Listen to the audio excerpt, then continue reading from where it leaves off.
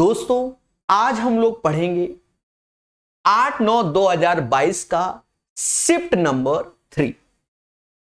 पहला क्वेश्चन कहता है 10 सेंटीमीटर भुजा वाले एक ठोस घन को 4-2-1 विमा वाले घनाभों के रूप में ढाला जाता है। इस प्रकार इससे बनने या बनाए जा सकने वाले घनाभों की संख्या, यानी दोनों के आयतन को बराबर करना होगा। किसको? आयतन को। अगर देखा जाए घन का जो आयतन होगा वो 10 × 10 × 10 होगा और इससे n घनाभ बनाए जा रहे हैं और उन घनाभ का जो आयतन वो 4 × 2 × 1। बच्चा जानता है कि ये 1000 होता है और ये 8। 1000 में जब 8 का भाग देते हैं तो 125 आता है, क्योंकि 125 8 1000 होता है। पहला क्वेश्चन का आंसर 125। दूसरा क्वेश्चन बड़े प्यार से करना। समूह ए में 20 सदस्य हैं। मैं बोलता जा रहा हूं, सुन और लिखता भी जा रहा हूं। समूह ए में 20 सदस्य हैं, बी में 32 सदस्य हैं और सी में 28 सदस्य हैं। कहता है हमसे इन समूहों के सभी सदस्यों को एक रेस्तरां में गए समूह एबीसी प्रत्येक सदस्य पर खर्च हुआ औसत राशि, यानी ये वाले 120 खर्च कर रहे हैं, ये वाले 125 कर रहे हैं और ये वाले 100 कर रहे हैं।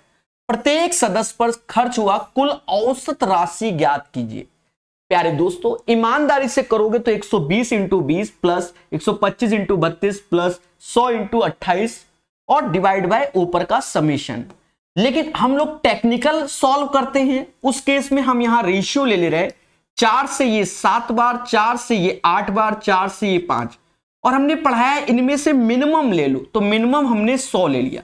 माना इसका औसत 100 होगा, लेकिन 100 से ये 25 अधिक है और 100 से ये 20 अधिक है। तो उसके बाद का लॉजिक आप जानते हो कि 20 का 5 में गुणा करेंगे तो 100 आ जाएगा और 25 का 8 में करेंगे तो 200 आ जाएगा। और मेरे शब्द को याद रखा होगा कि कद्दू कटेगा तो सब में बटेगा, यानी 5, 8, 7 के योग से भाग देना होगा, यानी 20। तो ये कद्दू ऊपर बना दिया मैंने और 20 से भाग दे रहे, तो ये 15 आ गया। 100 में 15 जोड़ोगे 115 इज द राइट आंसर। भर भर के मैंने यूथ 2024 में सिखाया हुआ है अपने तरीकों को, जिससे कि आपको बहुत बेनिफिट हो। देखिए अनिल जी हमसे पहले आंसर दे रहे हैं, ये एक अच्छी बात है मेरे भाई, यही तो सीखना है मेरे भाई, ठीक है। अब जैसे ये क्वेश्चन है पढ़ेंगे तो ये क्वेश्चन को हम अच्छा बोलेंगे, क्योंकि कुछ लोग इसमें डाउट में रहेंगे। 2 स्टार, क्योंकि इसने थोड़ा सा बदलाव किया है ट्रेडिशनल लैंग्वेज से। कहता है 1 वर्ष पहले एक आदमी की आयु उसकी पुत्री की आयु की 7 गुनी थी। कब? 1 वर्ष पहले। 1 वर्ष पहले एक आदमी की आयु उसकी पुत्री की आयु की 7 गुनी, अगर पुत्री x, आदमी 7x का हो जाएगा। फिर कहता है अब उसकी आयु उसकी पुत्री की आयु के वर्ग के बराबर। अब जब वर्ग बोला यानी प्रेजेंट में आदमी की आयु 7x + 1 होगा, पुत्री की x + 1 होगा।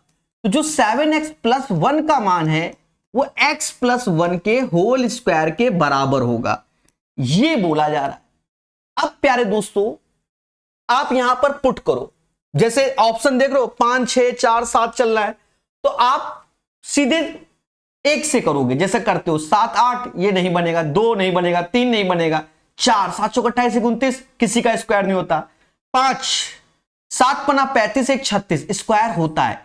यानी यहां पर जो वैल्यू आप रखते जाओ तो देखो ये क्या किसी वैल्यू का स्क्वायर बन रहा है, ये जरूर देखना है। तो जहां हमने x बराबर 5 चिपकाया मेरे दोस्त, तो ये 36 हो जाएगा। तो यहां 5 रखेंगे, ये 36, यानी LHS RHS के बराबर।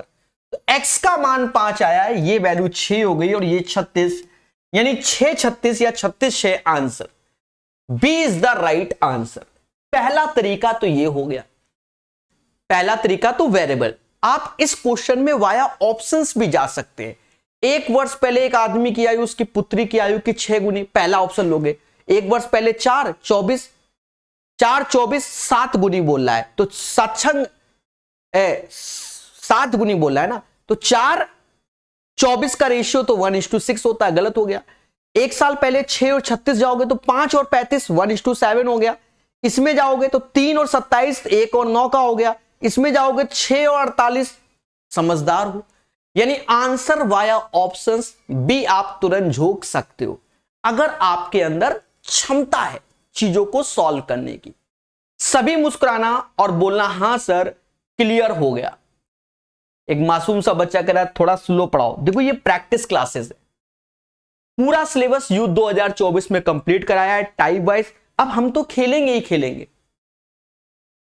दो संख्याओं का एचसीएफ और एलसीएम इतना है, पहली संख्या ये, दूसरी क्या, तो आपके दिमाग पे तुरंत फॉर्मूला आएगा एलसीएम इंटू एचसीएफ बराबर होता है first number into second number. सभी बोलो हां, और ये फॉर्मूला माइंड में लाना ही लाना है। दया, एचसीएफ एलसीएम 24 गुणे 456, पहला नंबर 96 तो दूसरा x। अब यहां कट्टी पिट्टी कर लेते हैं। 24 से ये जाएगा सीधे 4 बार में, और 4 से ये जाएगा 1 1 1 4। और आज मेरी एक बात को सुनो जो मैं जवाने से बोल रहा हूं। बहुत से बच्चे उस बात को हमेशा मजाक में ले लेते थे, आज मेरी बात सत्य हो गई।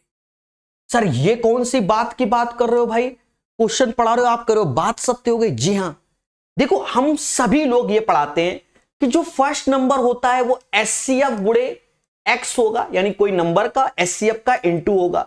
सेकंड नंबर भी होगा एचसीएफ का और किसी नंबर से इंटू होगा। अब ये क्वेश्चन अच्छा है, ठीक है, क्योंकि बहुत से लोग इसको गलत भी कर देंगे भावनाओं में बहकर। अब एक बात को समझो, एचसीएफ का इसमें भी इंटू, एचसीएफ का इसमें भी इंटू, इसमें भी इंटू, यानी दोनों संख्या जो भी आएंगी एचसीएफ और एचसीएफ है 24, क्या 114 24 का मल्टीपल होता है? बोलो बोलो, टेल टेल, होता है क्या, बताओ दया।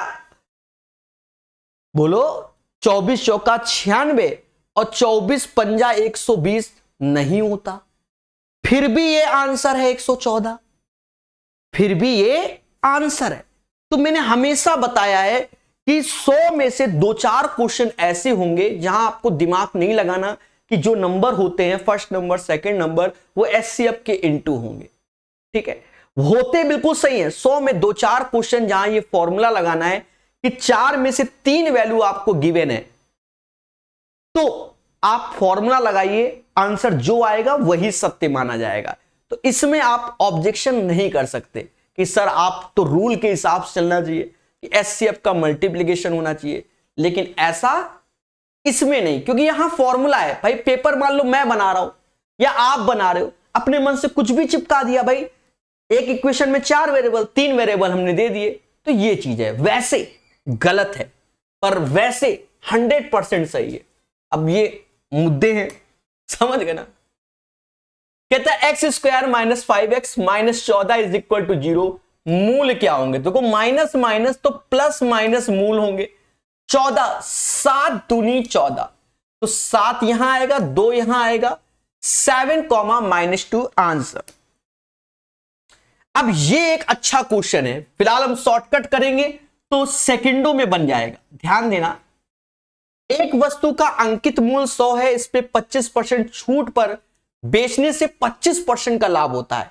यदि इसे अंकित मूल्य से 20 रुपए कम में बेचा जाए तो इसमें। अब देखो हमने आपको भर भर के पढ़ाया है कि जब पूरा का पूरा मुद्दा सीपी और एमपी में चल रहा है, एसपी में भी चले कोई दिक्कत नहीं, सीपी और एमपी को समझो। सीपी क्या होता है? 100 माइनस डिस्काउंट, और एमपी क्या होता है? 100 प्लस प्रॉफिट। इस लॉजिक को ध्यान देना, कभी गलत नहीं होगा। इस वस्तु पे 25% छूट दी तो 100 में 25 यानी 75 रुपया रेशियो में चलेगा। 25% का लाभ हुआ यानी ये 125 हो गया। 100 में 25, दोनों का रेशियो देखोगे तो 3:5 हो जाएगा। मैं कलर बदलूंगा जिससे मेरी कंडीशन चीजें आपको समझ में आए। 3:5 हो गया। अब सुनो, कहता है एक वस्तु का अंकित मूल्य 100 है, यानी ये एमआरपी 5 बराबर 100 के, यानी 20 का गुणा करने से आ रहा है, तो सीपी क्या हो जाएगा? 60 हो जाएगा ना। 5 बिस्सा 100, 3 बिस्सा 60, तो क्रय मूल्य भी निकल आया। अब आगे कहानी पढ़ते, यदि अंकित मूल्य पे 20 रुपए कम में बेचा जाए, यानी 100 रुपए की जगह 80 रुपए में बेचा जाए, ये सेलिंग प्राइस है।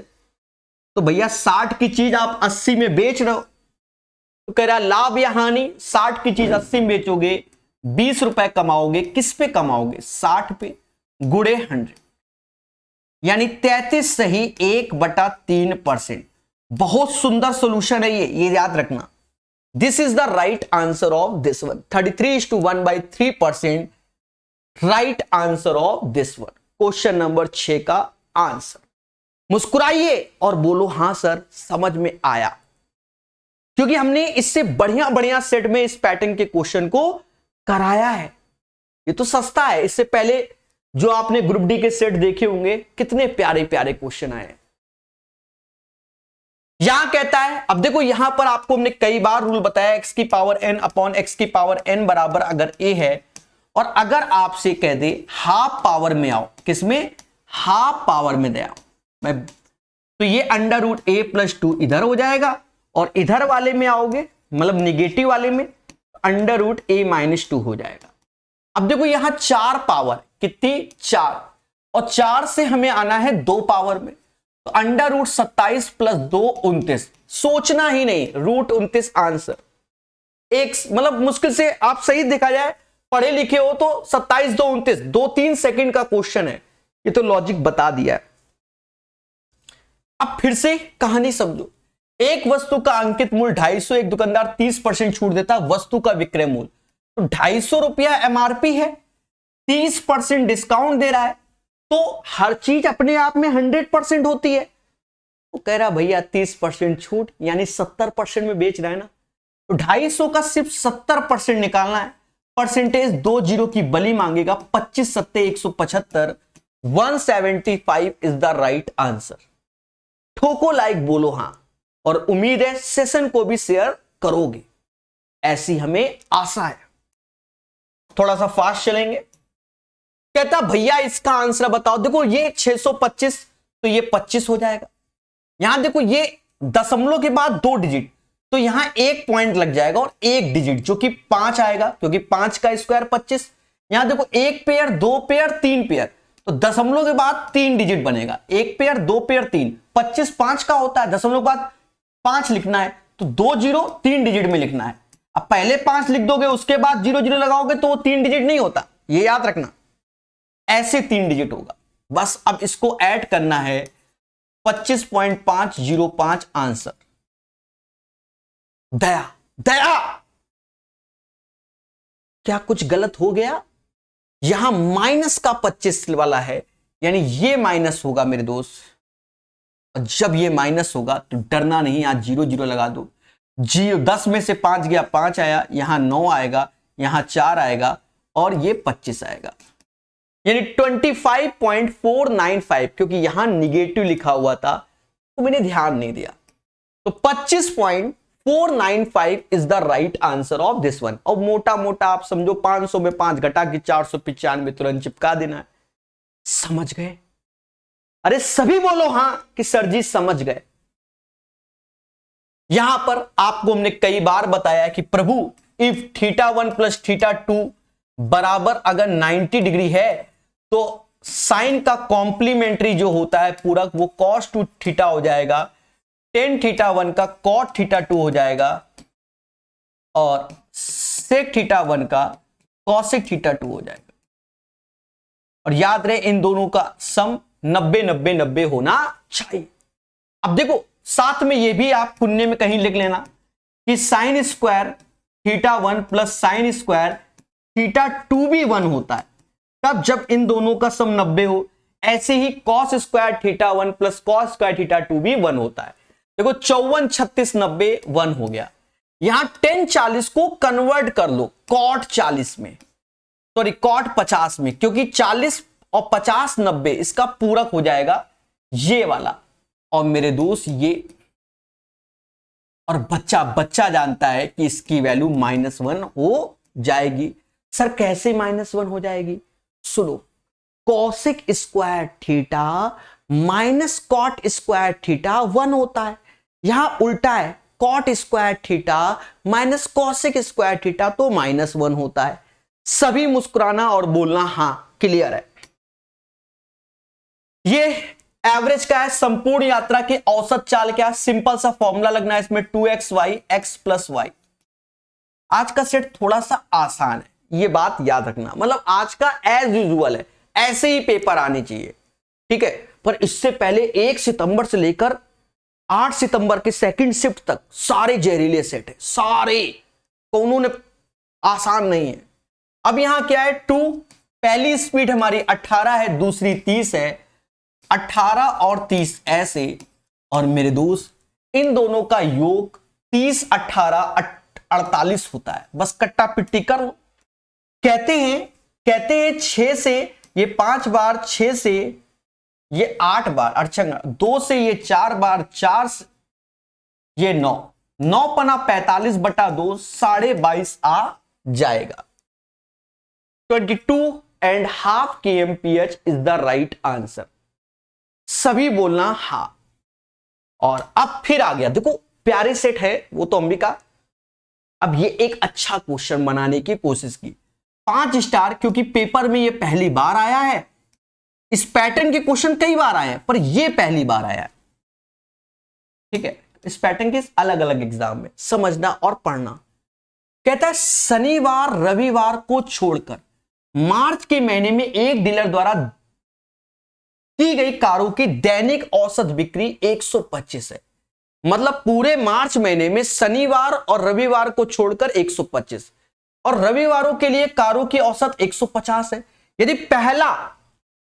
यदि पहला शनिवार 3 मार्च को है, अब यहीं से सब कुछ उठेगा, सारा खेल यहां से उठेगा। जो इसको पकड़ लिया लाइव झिंगा लाला, लाइव झिंगा लाला, यही लाइन से क्वेश्चन है, ये सोचो। अब समझो, देखो 3 मार्च को यहां मैं लिख रहा हूं 3 मार्च, क्योंकि आपको समझाने के लिए क्वेश्चन यहीं से उठेगा। 3 मार्च तो उससे पहले 2 मार्च आएगा, उससे पहले 1 मार्च आएगा, ठीक है। 1 मार्च पहले समझना, 3 मार्च को क्या था, सैटरडे था। उससे पहले क्या होगा, फ्राइडे होगा। उससे पहले क्या होगा, थर्सडे होगा। बहुत बड़ा रोल है इनका, जो आप ये सोचो कि सर इसका रोल है क्या है, ठीक है। थर्सडे होगा, कोई दिक्कत नहीं, बिंदी लगाना जरूरी होता है ना, मालूम चला आपके दोस्त थर्सडे ऐसे। तो देखो थर्सडे फ्राइडे सैटरडे, पहली बात। अब आप ये डिसाइड करना पड़ेगा कि इस महीने में संडे कितने पड़ेंगे, मंडे कितने पड़ेंगे, ट्यूसडे कितने पड़ेंगे। ये एक बड़ा मुद्दा है, इस चीज को पहले समझते हैं। महीने का पहला दिन थर्सडे से है, थर्सडे से है, तो 7 चौक 28 हटा दो, 28 हटा दो। 29वां दिन भी थर्सडे होगा, 29वां दिन भी क्या होगा, थर्सडे। 30वां दिन फ्राइडे होगा और 31वां दिन सैटरडे होगा। यानी मेरे दोस्त पहले समझो, इसी बात को समझना है और कुछ नहीं। अब इसको मैं हटा देता हूं, इसको भी हटा देता हूं, और आपको अब ज्यादा समझ में आएगा। 1 मार्च को, अगर 3 मार्च को सैटरडे है तो 1 मार्च को थर्सडे होगा, यानी बृहस्पतिवार होगा। 1 मार्च को बृहस्पतिवार। तो पहले समझना, एक महीने में, क्योंकि मार्च का महीना है तो 31 दिन होते हैं। 7 चौक 28 हटा दो, क्योंकि सब 4-4 बार आएंगे। अब उसके बाद क्या है, फिर थर्सडे आया 5 बार, फिर थर्सडे, देखो थर्सडे आएगा 5 बार आएगा थर्सडे। ऐसे ही फ्राइडे भी आएगा इसी महीने में 5 बार, और ऐसे ही सैटरडे भी आएगा इसी महीने में 5 बार। बाकी जो 4-4, बाकी कितने, 4-4-4-4, यानी 4 मंडे होंगे, 4 ट्यूसडे होंगे, 4 वेडनेसडे होंगे, और 4 ही संडे होंगे। किसी को अगर तकलीफ है घर में बैठ के लिखे, काउंट करे, मालूम चल जाएगा। समझो मेरे भाई, सारा खेल यहीं से, इसीलिए मैंने 5 स्टार दिया है और कुछ नहीं। अब सुनो, तो यह मालूम चल गया कि इस महीने में जो शनिवार पढ़ेंगे वो 5 पढ़ेंगे, और जो रविवार पढ़ेंगे वो 4 पढ़ेंगे। क्यों, क्योंकि शनिवार के बाद 5वां दिन संडे में नहीं आता, नहीं समझे, महीना खत्म, ये कहने का मतलब है। मुद्दा ही खत्म। कैसे, कह रहा पूरे महीने का औसत 130 है, यानी पूरे महीने में 31 दिन होते हैं और औसत 130 है। पहली बात, माइनस माइनस शुरुआत में कह रहा है शनिवार रविवार को छोड़कर मार्च के महीने में एक डीलर द्वारा की गई कारों की दैनिक बिक्री। तो ये 5 4 9 दिन हो गए, महीना 31 का है, 31 में 9 घटाओगे यानी 22 दिन का औसत हमको दिया गया है 125।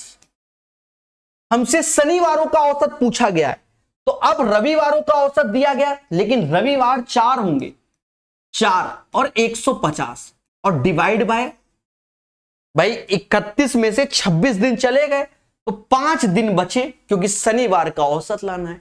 ये कैलकुलेशन है और इसमें भी कोई हवा नहीं है, इसमें भी कोई हवा नहीं है। आप जो ये सोचो बड़ा मेहनत करना है, कुछ नहीं मेहनत करना है। देखो 5 से ये गया, 5 से ये चला जाएगा कितनी बार में, 26 बार में, 5 से ये 25 बार में, 5 से ये 30 बार में, नहीं हाँ 30।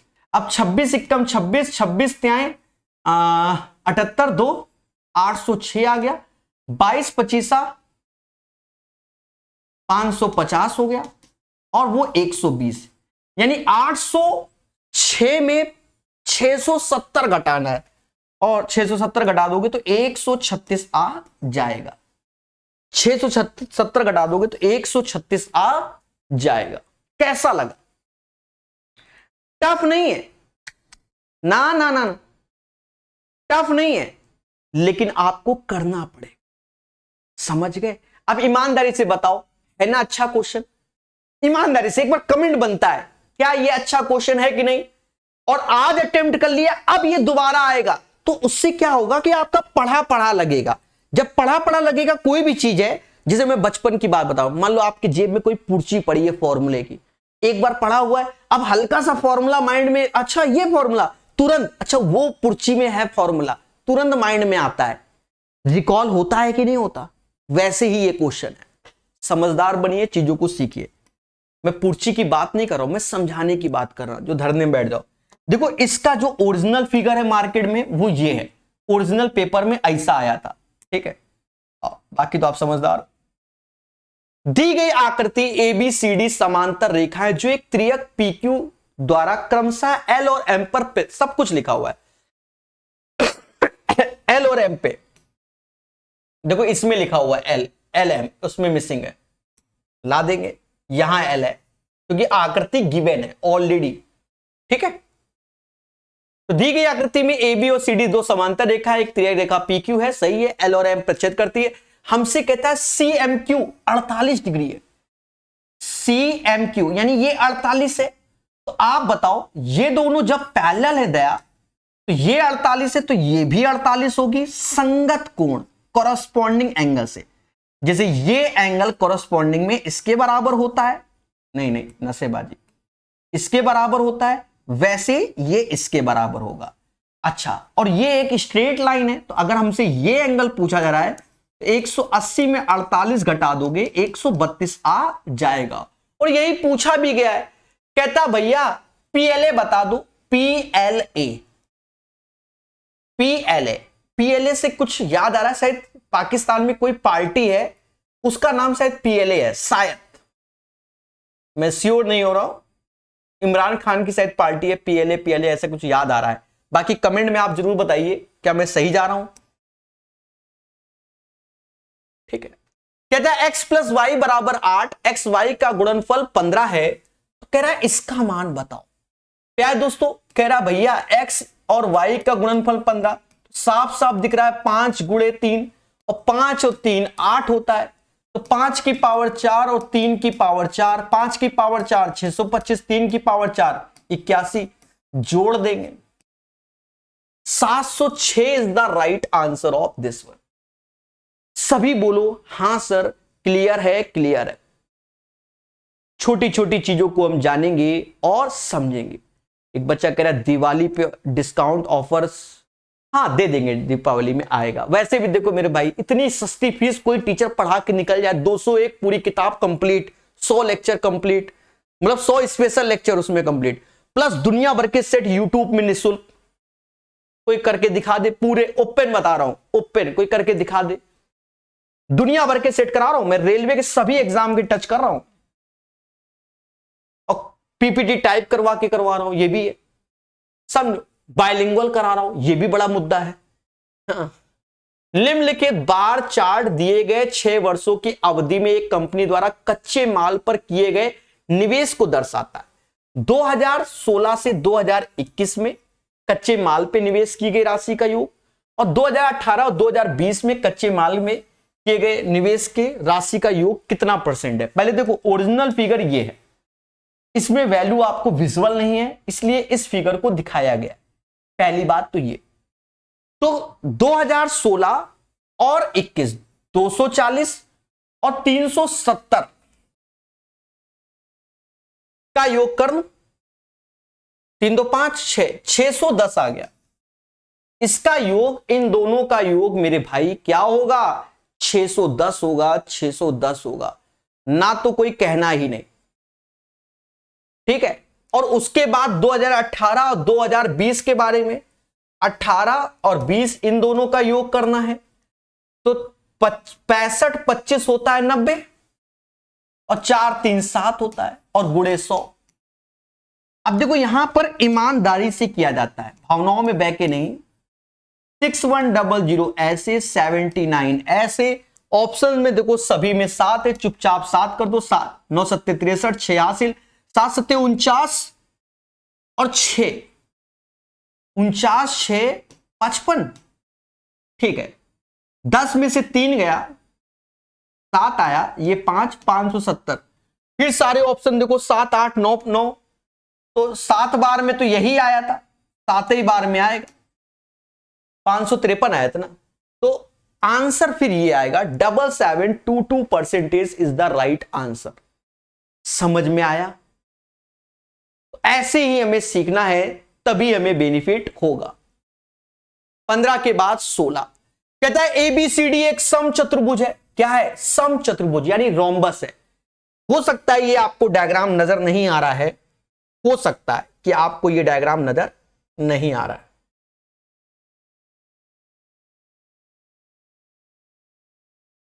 नजर आएगा, मेरे करण अर्जुन आएंगे और ये नजर आएगा भी। एक सेकेंड, थोड़ा और अच्छा बना दें।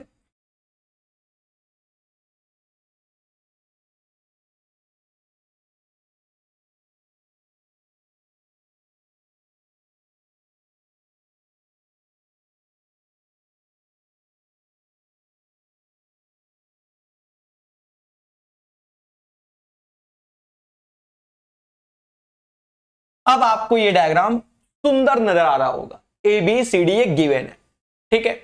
कहता है ए सी बी 50 है, ए सी बी यानी ये एंगल 50 है। हम जानते हैं कि अगर ये रोम्बस समचतुर्भुज है तो ये एंगल बाइसेक्टर होता है और ये सब 90-90 होते हैं। तो ये 50 है तो ये भी 50 होगा क्योंकि कोण समद्विभाजक। हमसे कह रहा बीडीसी बताओ। अगर मैं इस चीज पे आता हूं, किस चीज में सर, किस चीज में आते हो? देखो मैंने दिन पे दिन हाईटेक होता जा रहा हूं, अब आपको अच्छा लगेगा जो मैं दिखाने जा रहा हूं। अगर मैं इस चीज पे आता हूं, इस चीज पे देखिए गौर से, ये चीज के बारे में देखो, अपने आप गायब हो जाएगा। दिख रहा है? दिख रहा है ना? इस चीज पे मैं आता हूं प्यारे दोस्तों, तो ये 90 ये 50, तो बाय डिफॉल्ट ये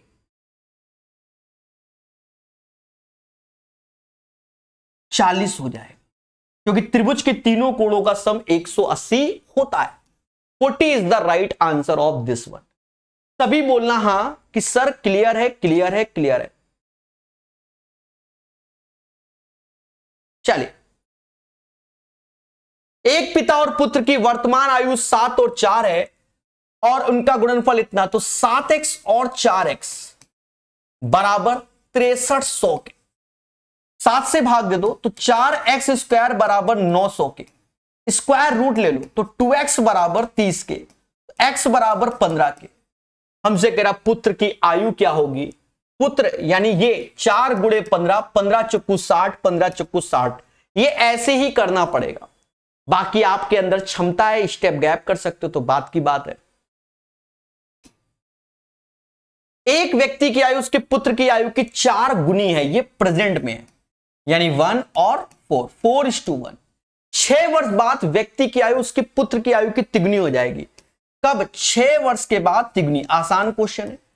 यहां ये 3 का डिफरेंस है, यहां 2 का है, तो यहां 2 का गुणा कर लीजिए और यहां 3 का कर लीजिए। आज वाला सेट थोड़ा आसान है, 2-4 क्वेश्चन ही प्यारे प्यारे मिले हैं, बाकी में तो समझ लो खिला हो गया। तो 9 में से 8 गया, 1 आया, यही 1 बराबर 6 के, तो उनकी वर्तमान आयु का योग, तो ये जोड़ लो 8 2 10 और 6 का गुणा कर दो, वर्तमान आयु का योग 60 हो जाएगा। ये क्वेश्चन आसान है, सिर्फ पेशेंस चाहिए। लेटेस्ट में जो CHSL 2024 हुआ है, ऑलमोस्ट सभी सेट में इस पैटर्न का क्वेश्चन आया, ऑलमोस्ट 2024 में CHSL में। समझना, 12 अकुशल 14 कुशल, यानी मैन और वुमेन वाला, समझ गए ना? 12 अकुशल 14 कुशल, तो 12 अनस्किल्ड, तो अनस्किल्ड को हम A मान ले रहे हैं और स्किल्ड वालों को B मान ले रहे हैं, थोड़ा सा अच्छा लगेगा। 12 अकुशल और 14 स्किल एक साथ काम करते हैं तो 9 दिनों में काम को निपटा देते हैं। फिर यहां पर कंडीशन है, यदि, ये कंडीशन मेन है यहां तक, यदि प्रत्येक अकुशल श्रमिक को कार्य पूरा करने में, कुशल श्रमिक को कार्य पूरा करने में लगने से समय दुगना लगता है, यानी टाइम के बारे में बात कर रहा है। टाइम किसके? A और B के। A अकुशल है, ये कुशल है, इसको 1 लगता है, इसको 2, तो जो एफिशिएंसी होगी मेरे दोस्त वो इनवर्सली प्रोपोर्शनल टू हो जाएगी 1:2, 1:2। ठीक है, अब आगे कहानी कहता है, 12 कुशल श्रमिक यानी 12 B उसी कार्य को कितने दिन में करेंगे? तो X दिन में। जहां A दिख जाए वहां 1 रख दो, जहां B दिख जाए वहां 2 रख दो, क्योंकि आप भी जानते हो कि हम क्षमता ही रखते हैं। तो ये 28 12 40 हो गया, 40 गुणे 9, और ये 12 दूनी 24 हो गया गुणे X। अब अपनी श्रद्धा अनुसार काट लो, नचो को 36 24 से भाग दोगे 15 बार में आएगा, तो 15 दिन इसका राइट आंसर हो जाएगा। क्वेश्चन नंबर 19 का जो राइट आंसर होगा मेरे दोस्त 15 दिन होगा, 15 दिन होगा। सभी बोलो हां कि सर जी क्लियर है, क्लियर है, क्लियर है। ठीक है, आज का सेट थोड़ा क्या ऐसे ही आने चाहिए, हम आपको सही बताएं। एक बच्चा कह रहा आप कुशल वाला कमजोर है क्या? अच्छा ये बताओ ईमानदारी से, अनस्किल्ड और स्किल्ड यहां काम, अच्छा ये बताओ स्किल्ड और अनस्किल्ड समझते हो कि नहीं समझे? मैं अपने को बता रहा हूं, मैं मान लो पंचर बनाता हूं, मैं अपनी एक बात कर रहा हूं, मैं पंचर बनाने में बहुत एक्सपर्ट हूं, और आप आए, हमको देखा कि सर जी पंचर बना रहे हैं, तो क्या आप पंचर बना लोगे? अरे मेरे भाई, टायर जो रिम में चढ़ाने में हालत खराब हो जाएगी आपकी। तो मैं स्किल्ड हूं, मैंने ट्रक का पंचर बनाना तो बहुत बड़ी बात हो जाती है, समझे नहीं? मैं स्किल्ड हूं, मैंने उसको फंसाया, तुरंत कर दिया, और आप देखते रह गए सर टायर चढ़ ही नहीं रहा है, तो भैया क्षमता तो ज्यादा मेरी होगी ना। बोलो, स्किल्ड और अनस्किल्ड का मतलब समझे कि नहीं समझे? ठीक है, हर चीज में, मान लो मुझे कार चलानी आती है, मान लो, वैसे तो मुझे नहीं आती, आपको कार चलानी आती है और मुझे नहीं आती, तो आप स्किल्ड है, हम अनस्किल्ड है। आप बैठे हो मेरे साथ, ऐसे चलाओ, ये ब्रेक डालो, ये डालो, है एबीएस करके कुछ एक्सीलेटर ब्रेक और कुछ ऐसे बोलते हैं, उसको फॉलो करो। ठीक है, बात समझे कि नहीं समझे? तो ये चीज है, अब ना बोलना दया।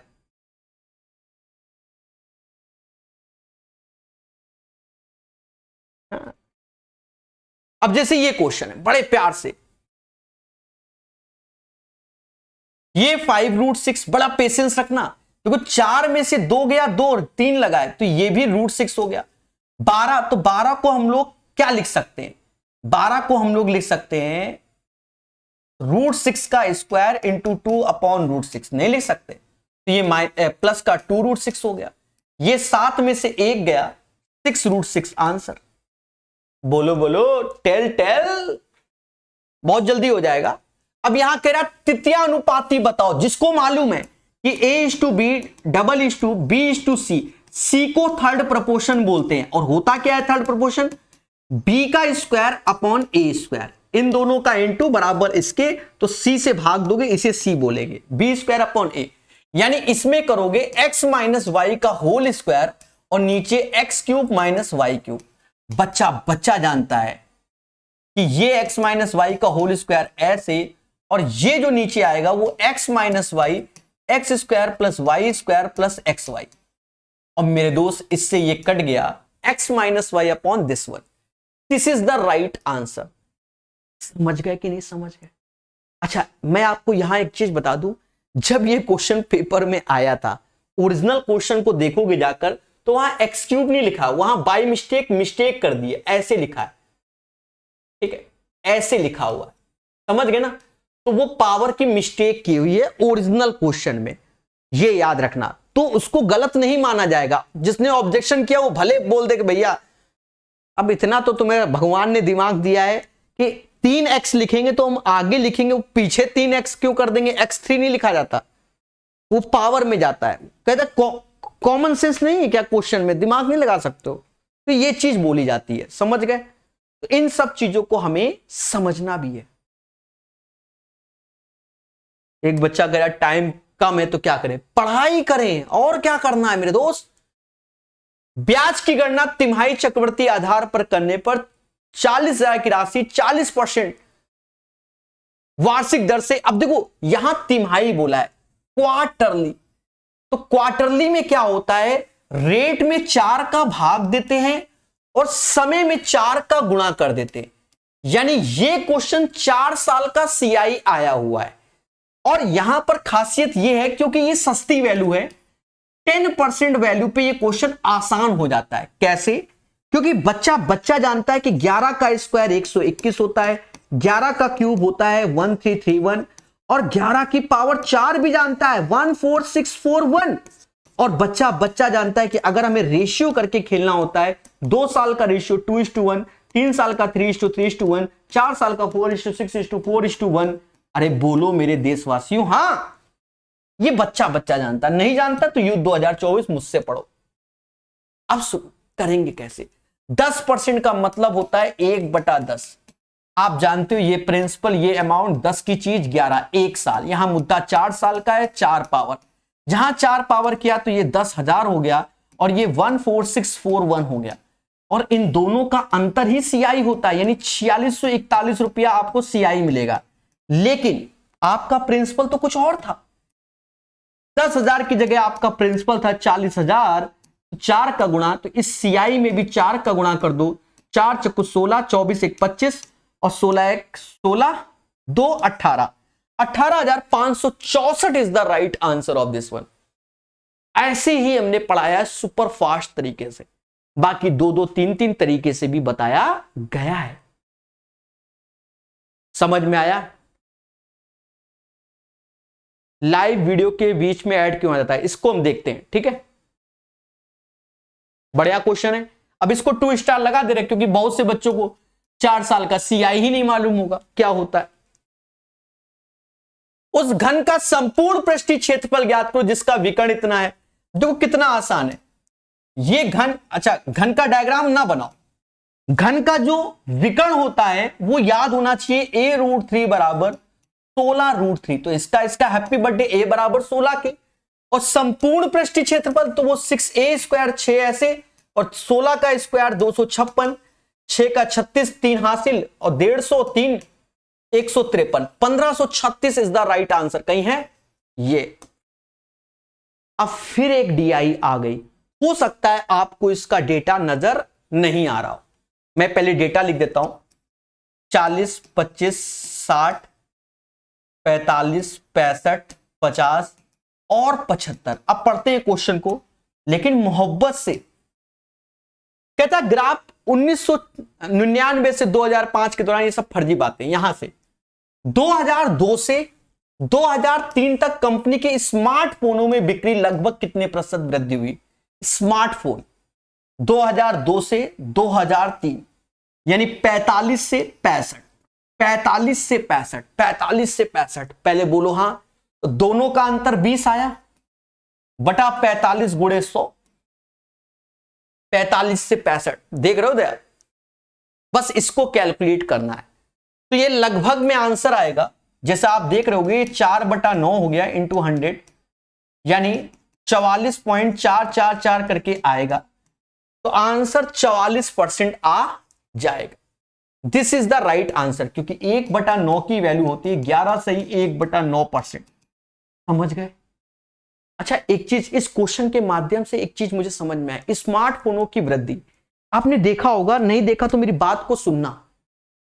क्या बात?